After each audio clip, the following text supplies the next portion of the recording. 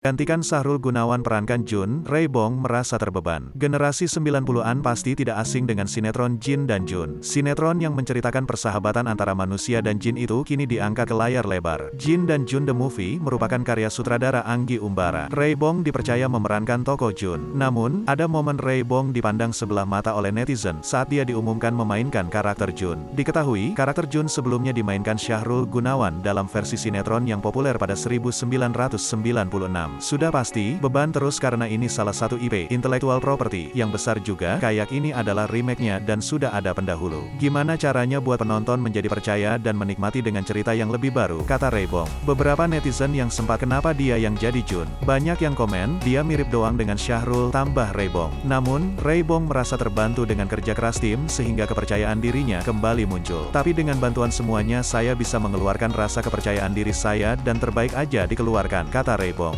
Film Jin dan Jun diadaptasi dari sinetron yang populer pada 1996.